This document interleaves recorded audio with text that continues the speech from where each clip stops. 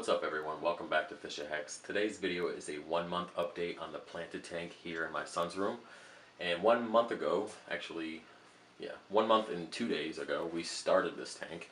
And it's based off the Wallstead method. If you aren't familiar with that, a quick rundown, it's basically a natural based system. Like it's a natural filter system. It's self-sustaining, requires minimal filtration, minimal flow.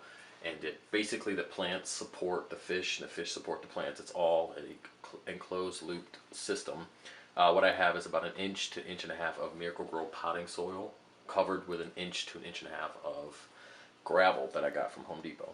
It's the black natural gravel, nothing special. And I have since filled it with several plant species that have just taken off. And I've upgraded the lighting a little bit, and I'll explain that here in a second. But again, there is no filter on this tank. I do have a heater in the back and a little power head that kind of just moves the water around a little bit. I do have a sponge type filter that I just put in there to kind of add some bubbles to the tank to kind of just adds more oxygen to the tank, essentially kind of helping with the excess fish that I have in there. I do have several different species, and I got a really good deal on them, so I ended up purchasing a little bit more than I wanted to. Usually I only add a couple fish here and there, and I end up throwing like 6 or 7 in there at a time, which isn't really something I like to do. So I added this sponge filter that already had bacteria on it, just to aid with any filtration, any ammonia spikes and anything like that that might occur while the tank is still processing the excess fish waste. But here in about a week or two I'll end up taking it off, and everything will go back to normal. But yes, all the plants are just taking off like no tomorrow. I'm trimming them. I'm actually getting rid of a few of them just because there's so many. I do have a lot of background plants.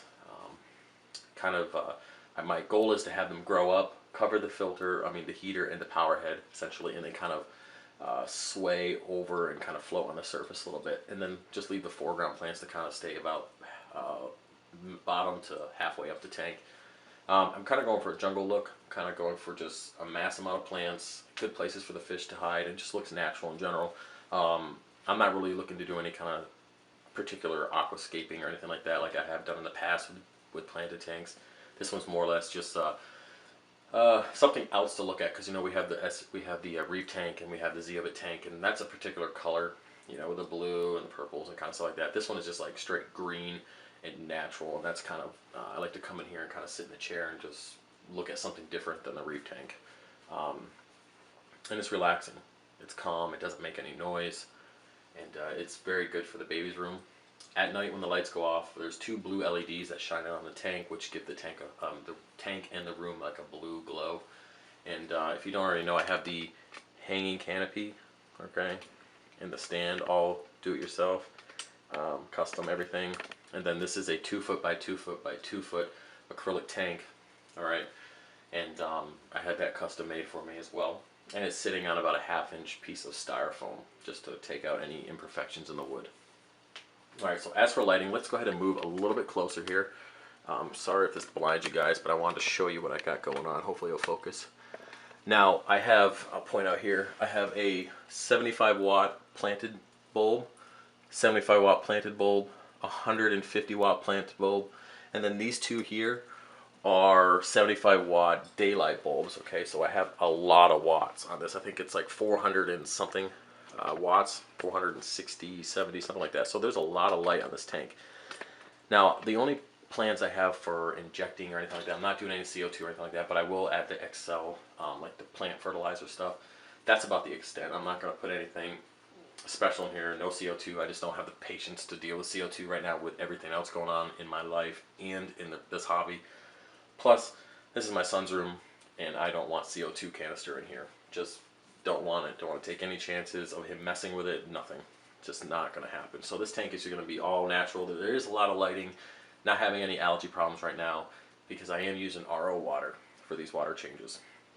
All right, and speaking of water changes, since we started the system, I have done 50-gallon water changes on this, which pretty much brings it down to right here. And I've done one every week, all right, because of the tannins from the wood, from the bark and the Miracle-Gro, and just in general, just really made the tank really brown. I did one about 3 days ago, so it's a little darker than it usually is. And I'm going to continue to do that big water change every week for probably the next couple months, just to get all the tannins and stuff out of the water. But other than that, guys, the tank looks great. I'll give you a little bit of zoom in here on the plants, the fish. So yeah, this tank is great. I love it. It's something new to look at other than a reef tank, and it's very, very peaceful. All right, so I hope you like the update. If you have any questions, just ask. I've been doing planting the tanks for about 13 years, so I know quite a bit, but it's been a while, so I'm kind of getting back into it. But anyways, guys, like, comment, subscribe, and again, if you have any questions, let me know, and I will see you guys next time. Peace.